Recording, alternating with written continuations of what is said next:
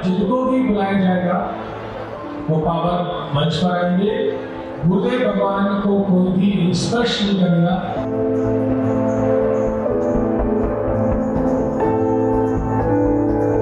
मैं पत्रकार हूं, मैं जिसको लेके आऊंगा क्या आप उसकी अर्जी बता पाएंगे?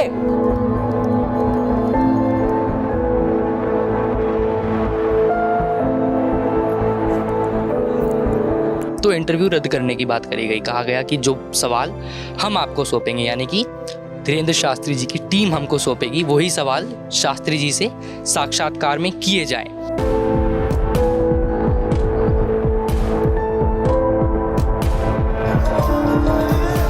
एक व्यक्ति परीक्षा लेने आएगा, बीच में टोकेगा, बदतमीजी करेगा, नालायक है, उसको बुलाने की आवश्यकता नहीं, ठिकाने लगा भी देना है आशीर्वाद। इस पर्चे में एक भी जानकारी ऐसी एक्सक्लूसिव नहीं है जो धीरेंद्र कृष्ण शास्त्री की टीम को मैंने या मेरी टीम ने एक दिन पहले नहीं बताई थी। क्या लोगों का ये मानना ठीक है कि सिर्फ आप ही के यहाँ आके वो ठीक होंगे, या फिर डॉक्टरों के पास जाते रहना भी उतना ही जरूरी है?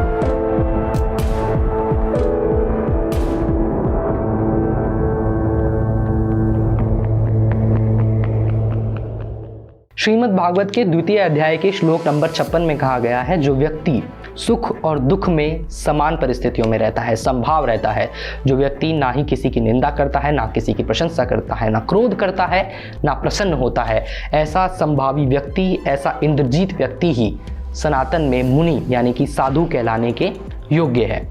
26 वर्षीय जगत गुरु धीरेंद्र कृष्ण शास्त्री 22 वर्ष के एक पत्रकार के 2 सवालों से बौखला गया और विवश हो गया 80,000 के भक्तों के सामने बालाजी के आदेश से चलने वाले दरबार को रोककर अपने आप को सिद्ध करने के लिए।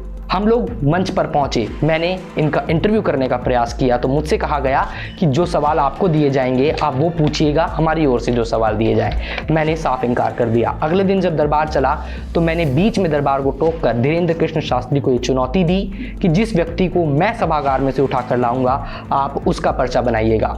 चुनौती स्वीकार करने के बजाय उन्होंने मुझे मंच पर बुलाया। मैं मंच पर गया और मैं वो हर एक चीज़ करता रहा जो उन्होंने मुझसे करने के लिए कहा, क्योंकि मेरा उद्देश्य था धीरेंद्र कृष्ण शास्त्री को भड़काना, इसको प्रोवोक करना, इतना प्रोवोक कर देना कि ये अपनी सुध बुध खो बैठे और सनातन के जिस आधार पर खुद को धर्म गुरु बताता है धीरेंद्र कृष्ण शास्त्री, उसी आधार को खो गया। प्रेशर में था, 80,000 लोग मुझे देख रहे थे। इसके अलावा जो व्यवहार धीरेंद्र कृष्ण शास्त्री के चपाटों ने, चेलों ने मेरे साथ किया वो आप सबने देखा। मुझसे कहने लगा कान पकड़कर माफ़ी मांगी बालाजी से। मैंने बालाजी से माफ़ी मांगी। मुझसे कहा गया कि साष्टांग दंडवत प्रणाम करिए मेरे को। ये पर्चा धीरेंद्र कृष्ण शास्त्री ने मुझे बना करके दिया।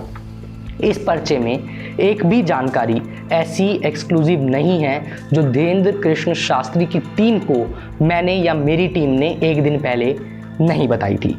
ये वो पर्चा है जो आप स्क्रीन पर देख सकते हैं। पर्चे में एक पेन का रंग दूसरे पेन के रंग से अलग है। ये लाइन उसने मेरे सामने लिखी जिसमें मुझसे कहा गया कि मैं आपको एक सलाह देना चाहता हूँ। सलाह में क्या लिखा कि आप एक अच्छे आदमी हो, न्यूज़ बढ़ाने के लिए यहाँ आए हो। एक और पाखंड, ये लाइन में मोजो स्टोरी, जिसका नाम भी वो सही से नहीं लिख पाया, मोजो स्कोप ही लिखा क्योंकि उनको पता नहीं था। जब मैंने कहा कि जिस व्यक्ति को मैं लेके आऊँगा उसका पर्चा बनाइए, तो इस चैलेंज से बड़ी समझदारी से, बड़ी चालाकी से धीरेंद्र कृष्ण शास्त्री ने मुंह मोड़ लिया।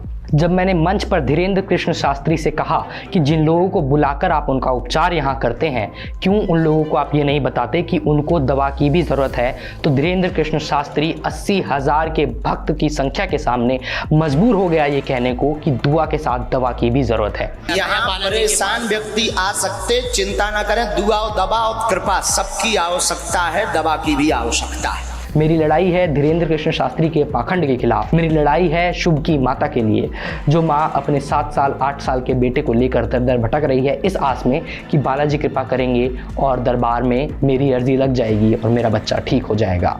ये लड़ाई में आपको मेरा साथ देना होगा। ये मुहिम है मोजो स्टोरी की, जो आपको ये बात बताना चाहती है कि देश की संस्कृति, देश का सनातन धर्म कभी अंधविश्वास पर ना चला है, ना चलेगा, ना हम चलने देंगे।